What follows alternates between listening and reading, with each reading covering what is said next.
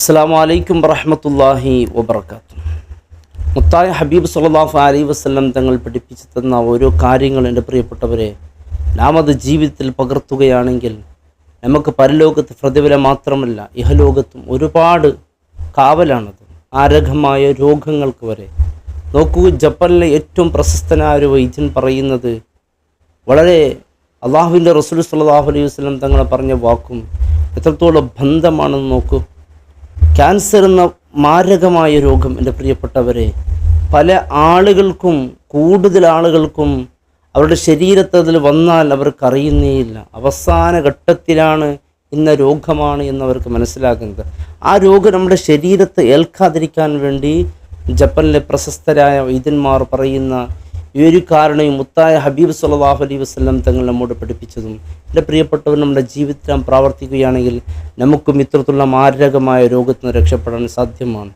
എത്ര ആളുകളാണ് ഈ രോഗത്തിന് വിധേയരായി അവർ അറിയുന്നത് അവസാന ഒരു ഘട്ടത്തിലാണ്, പിന്നെ രക്ഷപ്പെടുത്താൻ കഴിയാതെ നോക്കൂ. ഇന്ന് പല രോഗികളുണ്ട്, നമുക്ക് പരിചയമുള്ളവരും പരിചയമില്ലാത്തവരും ആശുപത്രിയിൽ കഴിയുന്ന പലരുമുണ്ട്.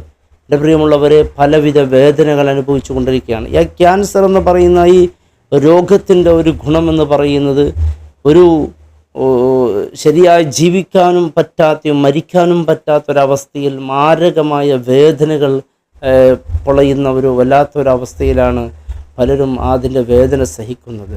ഇത്രത്തോളം രോഗങ്ങൾ നമ്മുടെ ശരീരത്തിന് വരുന്നതിന് മുമ്പ് നാം ശ്രദ്ധിക്കേണ്ട പ്രധാനപ്പെട്ട കാര്യം മുത്തായ റസൂൽ സല്ലല്ലാഹു അലൈഹി വസല്ലം നിങ്ങൾക്ക് പഠിപ്പിച്ചതും പ്രഗത്ഭരായ വൈദ്യശാസ്ത്രം പോലും ഇതിനെ അംഗീകരിച്ചു കൊണ്ടാണ് പറയുന്നത്. ആഴ്ചയിൽ ഒരു ദിവസം മുത്തായ ഹബീബ് സല്ലല്ലാഹു അലൈഹി വസല്ലം തങ്ങൾ പറയുന്നു, വഹിബ്ബു അൻ യുറദ തുറദുൽ അമാലു യൗമൽ ഇസ്നീൻ വൽ ഖമീസ്. ആഴ്ചയിൽ 2 ദിവസങ്ങളിലാണ് അമലുകൾ അള്ളാഹുലേക്ക് പ്രദർശിപ്പിക്കപ്പെടുന്നത്. ഒന്ന് യൗമൽ ഇസ്നൈൻ, അതായത് തിങ്കളാഴ്ചയും, മറ്റൊന്ന് ഖമീസാണ്, വ്യാഴാഴ്ചയുമാണ്. ഈ 2 ദിവസങ്ങളാണ് അമലുകൾ പ്രദർശിക്കപ്പെടുന്നത്. ഈ അമൽ പ്രദർശിക്കപ്പെടുന്ന സമയത്ത് അന സായിമുൻ, ഞാൻ നോമ്പുകാരായിരിക്കാൻ ആഗ്രഹിക്കുന്നു എന്നാണ് ഹബീബ് സല്ലല്ലാഹു അലൈഹി വസല്ലം തങ്ങൾ പറയുന്നത്. ആഴ്ചയിൽ ഒരു ദിവസം ഒരാൾ നോമ്പ് നോക്കുകയാണെങ്കിൽ മാരകമായ ക്യാൻസർ പോലത്തെ രോഗത്തിനെ തൊട്ടവനിക്ക് കാവലുണ്ടാകും എന്നാണ് എൻ്റെ പ്രിയപ്പെട്ട ഒരു വൈദ്യശാസ്ത്രം പറയുന്നത്. നോക്കൂ, ഒരാൾ ശരീരത്തിൽ ക്യാൻസറിൻ്റെ ജീവാണുക്കളുണ്ടെങ്കിൽ ഒരു ദിവസം നാം നോമ്പ് നോക്കുകയാണെങ്കിൽ അത് നശിഞ്ഞു പോകാൻ അത് കാരണമാകുമെന്നാണ്. നമ്മുടെ ശരീരത്തിന് നാം അതായത് ഭക്ഷണത്തിൽ നിന്ന് അതിനൊരു വിശ്രമം കൊടുക്കുകയാണെങ്കിൽ തീർച്ചയായും അത് നശിഞ്ഞു പോകും, നല്ല ആരോഗ്യമുണ്ടാകും.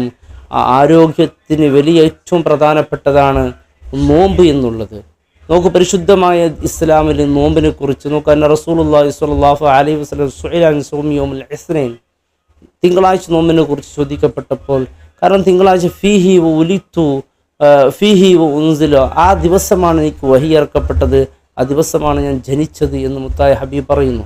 നോക്കൂ, നാം ആഴ്ചയിൽ ഒരു ദിവസം തിങ്കളാഴ്ചയോ നമുക്ക് സാധിക്കുന്ന ഒരു ദിവസം നാം നോമ്പ് നോക്കണം.